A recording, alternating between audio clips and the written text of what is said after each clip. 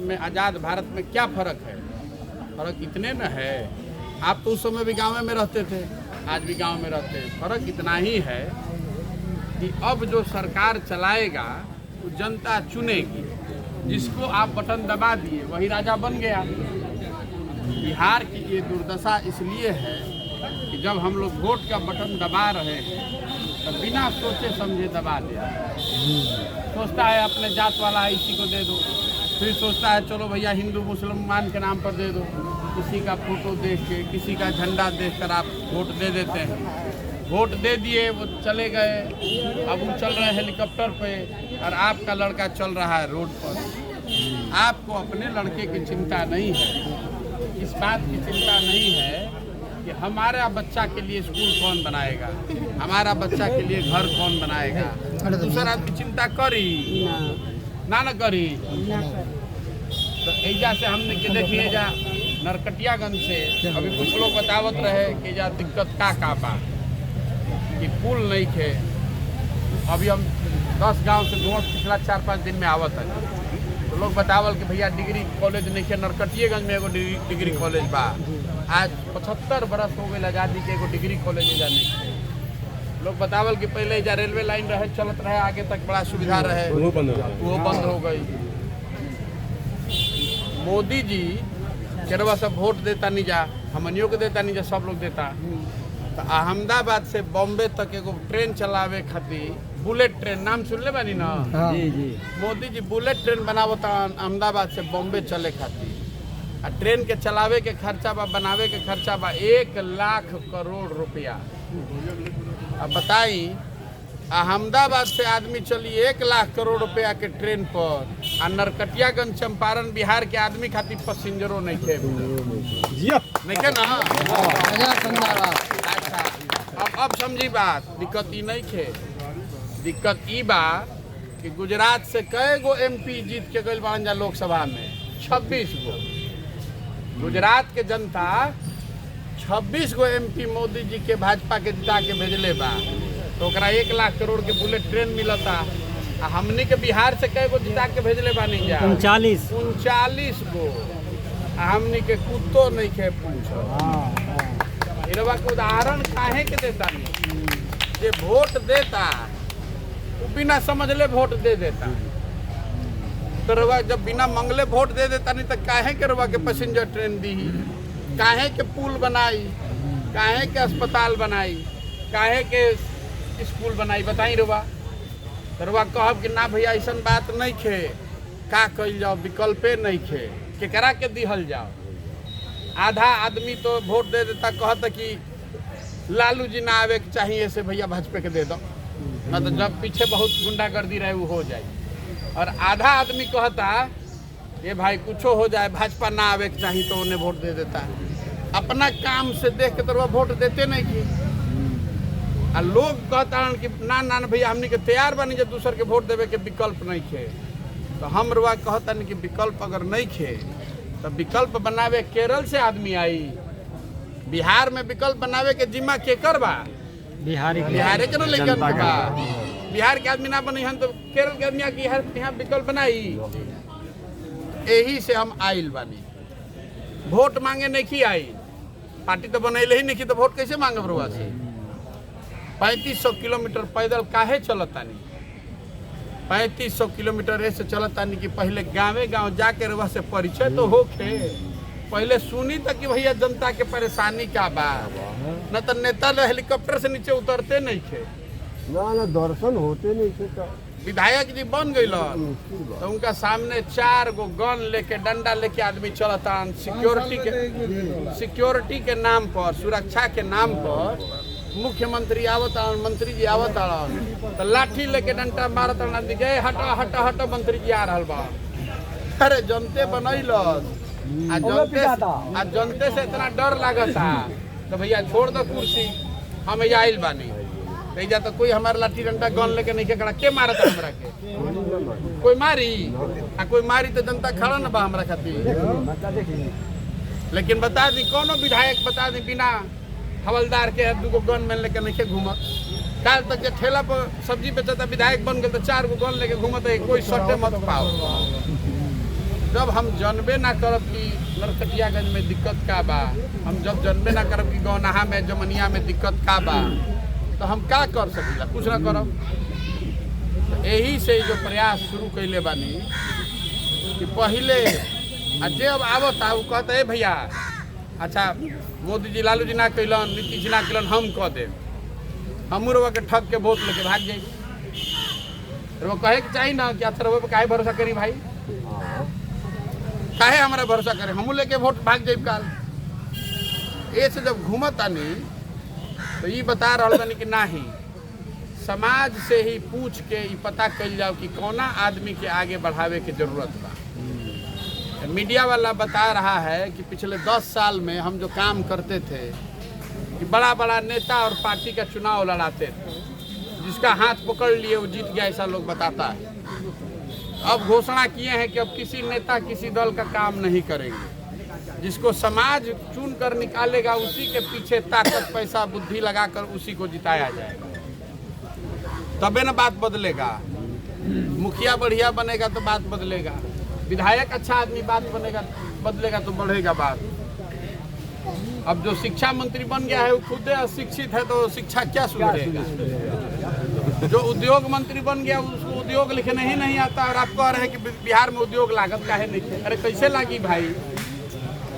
ऐसा आदमी के चुन के अरवा बनैले बानी स्वास्थ्य मंत्री, जरा स्वास्थ्य लिखना ही नहीं खे आवत। जे एक बार नेता बन गए, अब विधायक बन गए तो विधायक के लड़का विधायके होगी बा ना जी। इतना लड़का खड़ा बाड़न, कोई ग्रेजुएशन कैले हुई, कोई 10वां पढ़ ले बा, कोई 12वां पढ़ ले बा, रवा MA BA कर लेता नहीं, रवा नौकरी मिलता नहीं मिलत। लेकिन नेताजी के लड़का अगर 9वां फेल बा तो मुख्यमंत्री के लड़का बा तो मुख्यमंत्री बन तो राज हमनी के बिहार में राजतंत्र बना दिले बानी जा।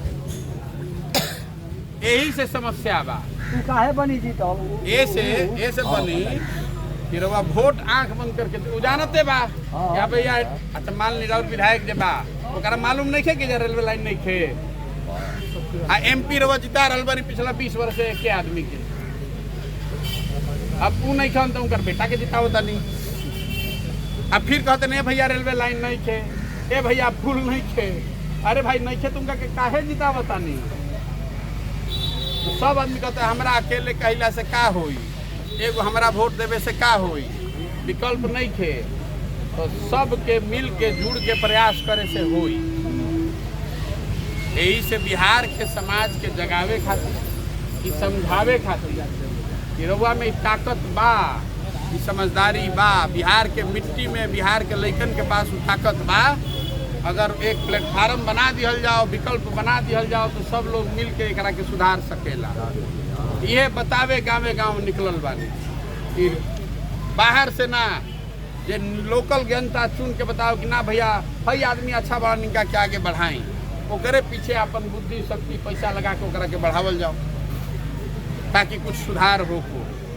व्यवस्था बदले से बात बनी, सत्ता बदले से बात ना बनी।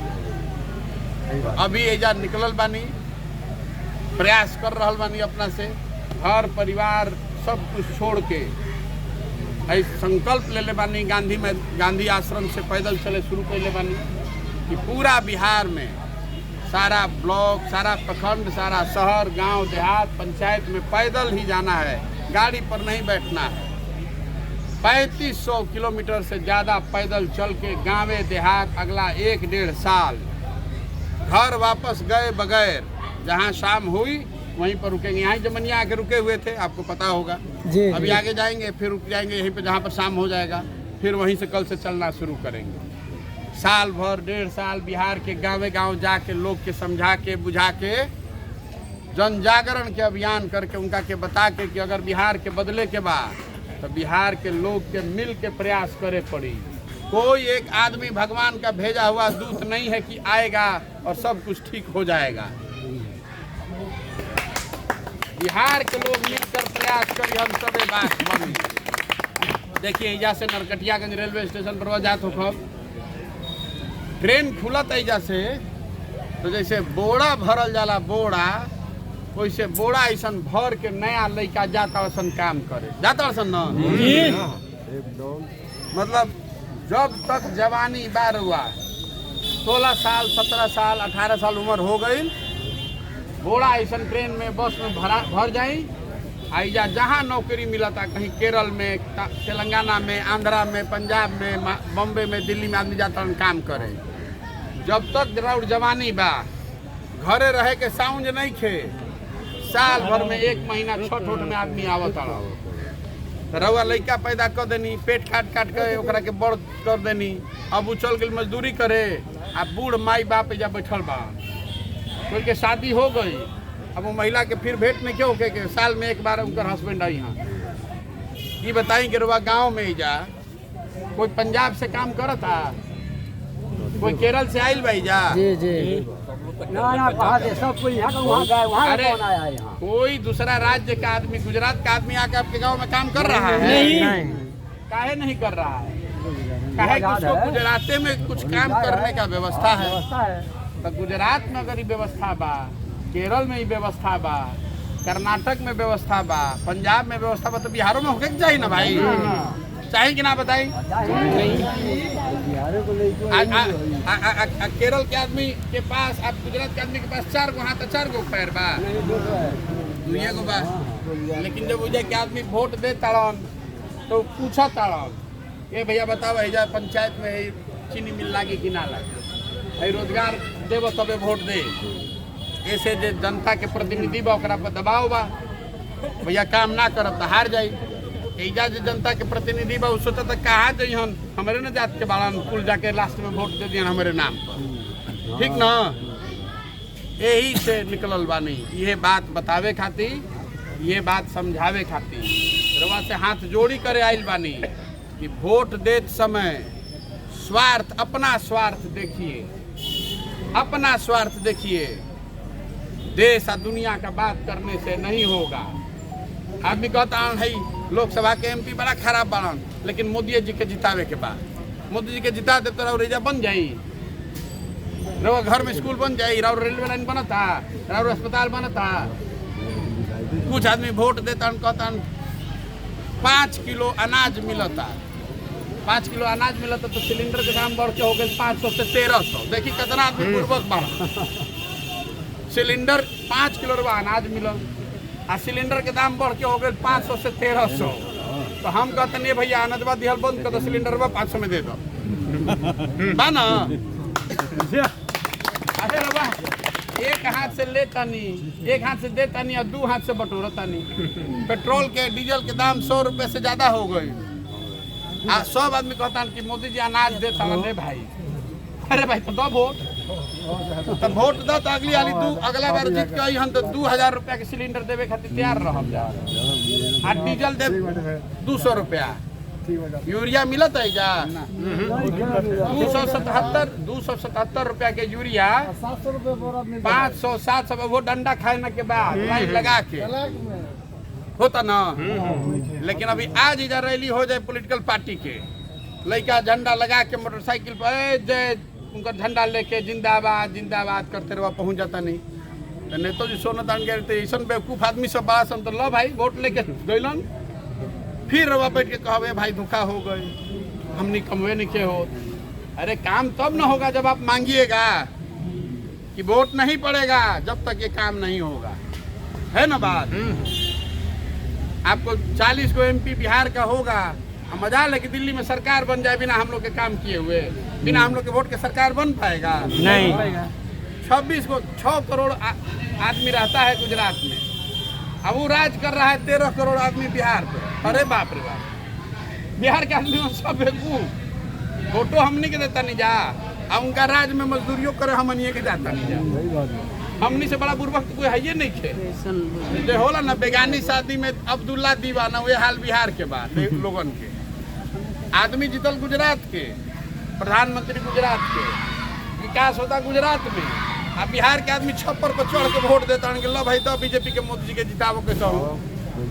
तो तमिलनाडु में तो मोदी जी नहीं जीतल, तो तमिलनाडु में तरक्की कैसे होता है? केरल में मोदी जी नहीं जीतल, तो ये आदमी कैसे तरक्की इतना देश पूजा राज्य के होता है?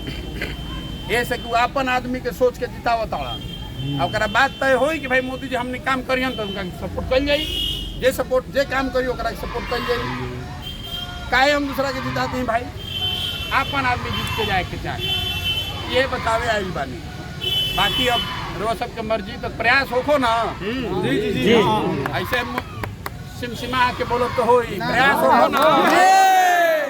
ये ना लेकिन आप आशीर्वाद दे रहे हैं ना। प्रशांत किशोर जिंदाबाद, प्रशांत किशोर जिंदाबाद। आपसे आग्रह गौर कर रहे हैं, इस यज्ञ में 500